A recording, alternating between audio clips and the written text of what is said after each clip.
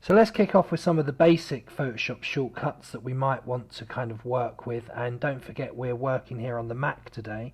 So a nice simple one to start with would be Apple N on the keyboard, and that will give us the dialog box for our new Photoshop document. Let's just give this a name at the top here, and I'll just give it a name, my new document. And then what we want to do is just have a quick look here, handy little keyboard tip.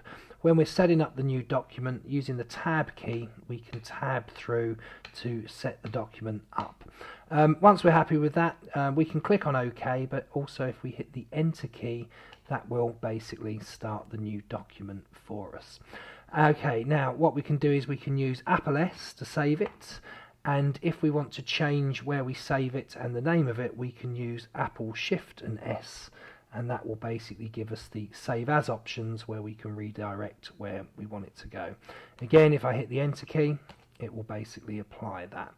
If we want to close the document down once we've kind of finished with it, we can do Apple and W, and that will close the file for us. If we want to print our Photoshop document, we can use Apple P. That will basically go to our print dialog box where we can choose the printer that we want to use, and then once we're happy with that, again we can hit enter to print.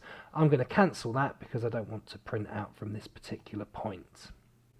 Just moving across the tabs at the top here, let's go to another Photoshop file that I have open, and if I just click on my history palette, which is at the top here, one of the things that we'll want to do on a regular basis is if we've made mistakes, we're going to want to go backwards. Now we can click up and down the history palette, but keyboard shortcuts obviously make things a bit quicker. So if we do Apple Alt and Z, you'll see it nudges us back up the history palette like that. And if we want to redo, once we've undone, we can do Apple Shift and Z, and as you can see, it brings us back in the other direction. So nice little handy keyboard tips for moving backwards and forwards.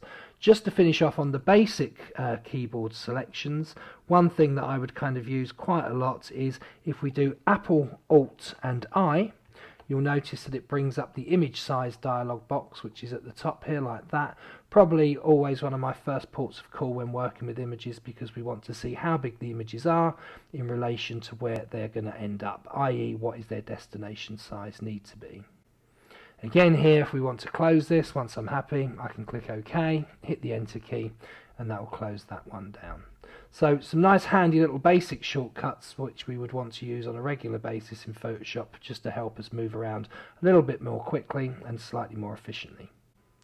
And as I mentioned earlier at the beginning of the lesson, I'm working on the Apple keyboard today. So where I'm referencing the Apple keyboard key, for example Apple N for new document, if you replace the Apple keyboard key with the Control key, if you're working on the PC, the keyboard combinations will translate perfectly for you.